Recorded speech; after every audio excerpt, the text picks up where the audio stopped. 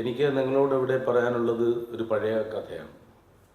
പണ്ട് പർവ്വതാരോഹണത്തിന് കുറേ തവളകൾ പോയി. പർവ്വതാരോഹണത്തിന് ഒത്തിരി തവളകൾ, ദേശീയ മത്സരമാണ്. എല്ലാ സംസ്ഥാനത്തെയും തവളകൾ പോയി. വലിയ പർവ്വതം, അത് ഒരു പ്രധാന സംഭവമായതുകൊണ്ട് അത് ഷൂട്ട് ചെയ്യാനും ലൈവ് കാണിക്കാനും ഒക്കെ ആയിട്ട് അന്നത്തെ മീഡിയക്കാരും പോയി. ധാരാളം കാഴ്ചക്കാരും ഉണ്ടായിരുന്നു. വളരെ ആവേശത്തോടെയാണ് തവളകൾ കയറി തുടങ്ങിയത്. പക്ഷെ കുറച്ച് കയറി കഴിഞ്ഞപ്പോൾ പല തവളകളും റെസ്റ്റ് ചെയ്യാൻ തുടങ്ങി. ഈ തവളയ്ക്കും ഡയബറ്റീസും പ്രഷറും ഒക്കെ ഉണ്ട് കേട്ടോ, നമ്മളത് ശ്രദ്ധിക്കാത്തതുകൊണ്ട്. കൊളസ്ട്രോളുള്ള തവളകളും ഉണ്ട്. അങ്ങനെ പലരും പല വഴിക്ക് ഇരിപ്പായി. ചിലർ വീണ്ടും കയറി ഒരു ആവേശത്തോടെ, ഒരു സ്പോർട്സ്മാൻ സ്പിരിറ്റോടെ.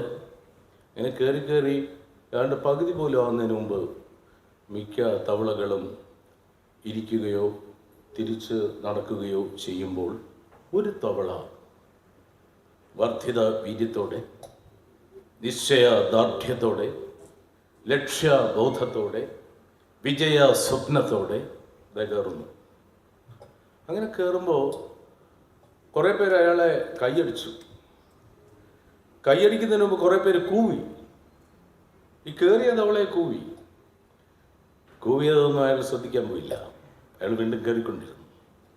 കയറി കുറേ ഇയാൾ അവസാനം ആ മല അവിടെ ഉയരത്തിൽ നെറുകയിലെത്തും എന്ന് ഉറപ്പായപ്പോൾ കൈയടിക്കാൻ തുടങ്ങി. കൈയടിച്ചപ്പോഴും അയാൾ എങ്ങനെ കയറിയോ അതേ ഊർജത്തോടെയും അതേ വിശ്വാസത്തോടെയും മുകളിലേക്ക് വലിഞ്ഞു കയറിക്കൊണ്ടിരുന്നു. നേരത്തെ ഈ മത്സരത്തിൽ പങ്കെടുത്ത തവളകളെല്ലാം കസേരയിട്ട് ഇരുന്ന് കാണുകയാണ്. ഇപ്പോൾ പ്രേക്ഷകരായി മാറി. അവസാനം ആ തവള ആ പർവ്വതത്തിൻ്റെ നെറുകയിലെത്തി. വമ്പിച്ച ഹർഷാരമായിരുന്നു, വലിയ കയ്യടിയായിരുന്നു. തവള താഴെ എത്തി. മീഡിയക്കാർ ചുറ്റും കൂടി, പ്രസ് മീഡിയ, വിഷ്വൽ മീഡിയ എല്ലാവരും കൂടി തവളയെ ഇൻ്റർവ്യൂ ചെയ്യുന്നു, ലൈവ് കാണിക്കുന്നു. അങ്ങക്ക് എന്താണ് ഇതിൻ്റെ പ്രചോദനം? തവള വെള്ളമൊക്കെ കുടിച്ചുകൊണ്ട് നീരിക്കുകയാണ്. കാരണം അങ്ങയുടെ പ്രചോദനം എന്താണ്? പത്രക്കാർക്ക് അങ്ങനെ വെള്ളം കുടിക്കാൻ സമയം കൊടുക്കാനൊന്നുമുള്ള ക്ഷമയുമില്ല, സമയവുമില്ല. അവർ ചോദിച്ചു, എന്താണ് പ്രചോദനം, എന്താണ് അങ്ങയുടെ മനസ്സിൽ? എല്ലാവരും തോറ്റ് പിന്മാറിയപ്പോഴും അങ്ങ് വർദ്ധിത വീര്യത്തോടെ കയറിയല്ലോ. ഇതിനുവേണ്ടി പ്രാക്ടീസ് ചെയ്യുന്നുണ്ടായിരുന്നോ? ഡെയിലി രാവിലെ കിട്ടുന്ന മലകളിലൊക്കെ കയറുന്നുണ്ടായിരുന്നോ?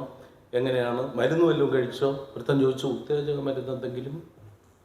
തവള ഒന്നിനും മറുപടി പറഞ്ഞില്ല. പല ചോദ്യങ്ങൾ ഉണ്ടായിക്കൊണ്ടിരുന്നു. തവള എല്ലാവരെയും നോക്കി മധുരമായി ഹൃദ്യമായി ചിരിച്ചുകൊണ്ടേയിരുന്നു. മറുപടി അർഹിക്കാത്തതുകൊണ്ടാണോ എന്നും അവർക്ക് സംശയം തോന്നി.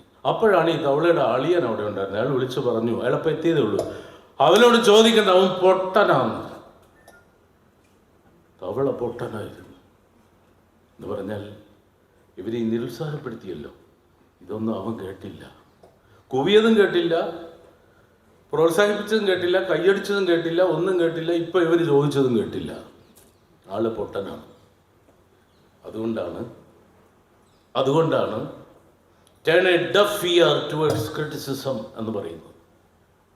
വിമർശനത്തിൻ്റെ നേരെ, ആക്ഷേപങ്ങൾക്കു നേരെ ബധിര കർണങ്ങൾ അയക്കുക, ചെവി ഓഫ് ചെയ്തിടുക. നമ്മളത് ശ്രദ്ധിക്കാൻ പോകരുത്.